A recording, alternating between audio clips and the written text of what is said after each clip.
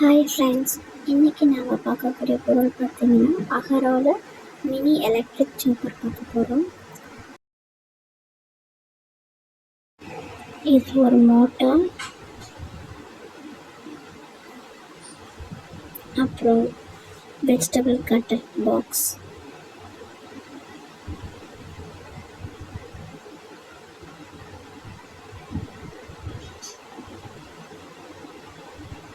ஒரு மேனுவல்,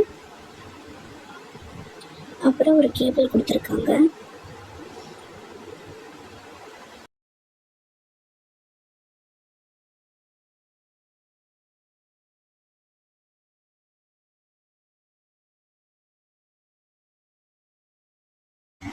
இந்த manual கார்ட்லேயே warranty கார்டும் அட்டாச் பண்ணியிருப்பாங்க. அதை நீங்கள் 1 year வரைக்கும் சேஃபாக வச்சுக்கணும். அண்ட் யூஎஸ்பி கேபிள் ஒன்று கொடுத்துருக்காங்க.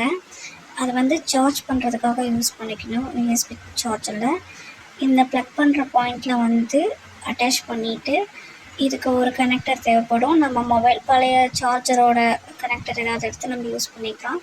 இப்போ நான் ஒரு சார்ஜர் எடுத்திருக்கேன். இதில் கனெக்ட் பண்ணிவிட்டு ஒரு 4 hours வரைக்கும் நம்ம சார்ஜ் பண்ணிக்கலாம்.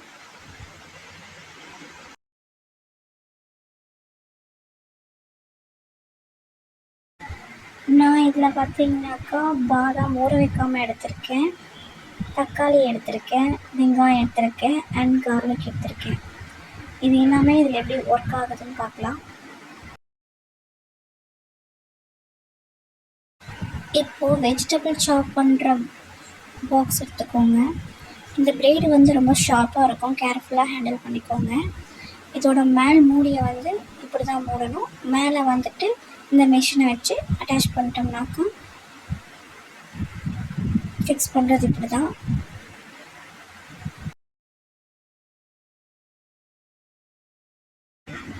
இப்போ இந்த பாதாமை எடுத்து சாப்பரில் போட்டு கிரைண்ட் பண்ணி பார்க்கலாம் எப்படி இருக்குன்னு சொல்லிட்டு.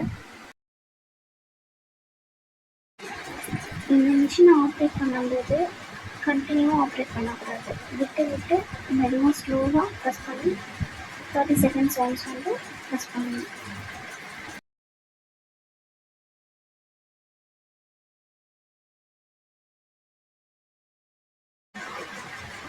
இந்த பாதாம் ஊற வைக்காமல் போட்டதுனால ரொம்ப ஹார்டாக இருக்குது. இருந்தாலுமே அது நல்லா கிரைண்ட் பண்ணுது.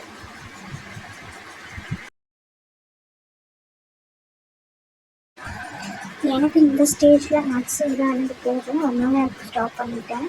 இது ப்ரௌனிக்கு மேலே ஐஸ்கிரீமுக்கு மேலெலாம் மேலே டெக்கரேஷனுக்காக போட்டுக்கலாம். நல்லாவே இருக்குது.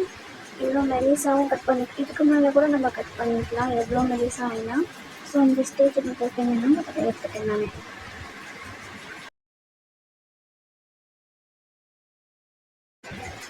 இப்போ கார்லிக் சாப் பண்ணி பார்க்கலாம் எந்த அளவுக்கு சாப் பண்ணுதுன்னு சொல்லிட்டு.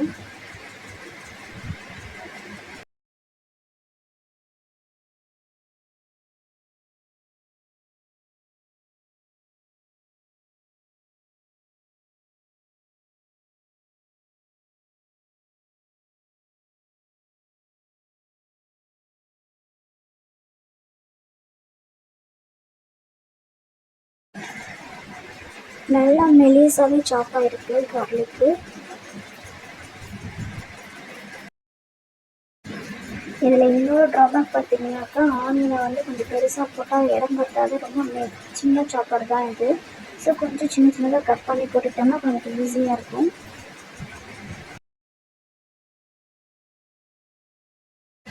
நமக்கு எந்த சைஸ்க்கு தேவையோ அந்த அளவுக்கு நம்ம சாப் பண்ணிக்கலாம். இப்போ கொஞ்சம் பெருசாக இருக்க மாதிரி இருக்குது. நான் இன்னும் கொஞ்சம் மெலிசாக வேணும்னா மறுபடியும் போட்டு கிரைண்ட் பண்ணோம்னாக்கா நமக்கு ரொம்ப மெலிசாக சின்ன சின்னதாக கிரேவிக்கு தகுந்த மாதிரி கூட வரும். ஆம்லேட் அந்த மாதிரி கூட யூஸ் பண்ணிக்கலாம். நெக்ஸ்ட்டு தக்காளி கட் பண்ணிக்கலாம். கொஞ்சம் சின்ன சின்ன பீஸாக கட் பண்ணுறோம்னா ஓகே தான். ஆனால் இதில் பெரிய ட்ராபேக்ஸ் ஆல்ரெடி சொன்ன மாதிரி சின்ன சாப்பர் தான். குட்டி குட்டியாக கட் பண்ணி போட்டிங்கனாக்கா நல்லாயிருக்கும்.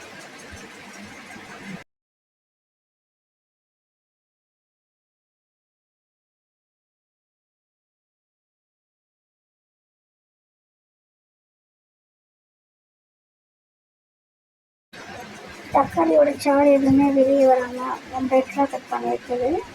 தக்காளிக்கு ஓகே தான்.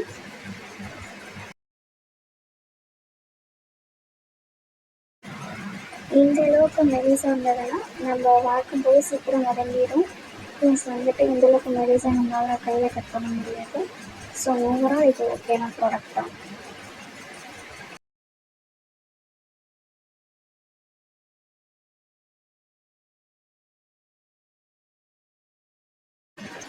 இப்போ எல்லாமே சாப் பண்ணி முடிச்சாச்சு. ஆனியன், தக்காளி, நட்ஸு கூட நல்லாவே சாப் பண்ணியிருக்கு.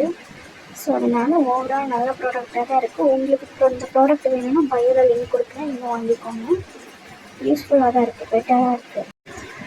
இந்த சிலிக்கான் மேட்டும் உங்களுக்கு வேணும்னா லிங்க் கொடுக்குறேன், தேவைப்பட்டவங்க வாங்கிக்கலாம். மோர் வீடியோஸ்க்கு என் சேனல் சப்ஸ்கிரைப் பண்ணுங்கள், பெல் ஐக்கானும் தட்டுங்க, லைக் கொடுங்க, கமெண்ட் பண்ணுங்கள், ஷேர் பண்ணுங்கள்.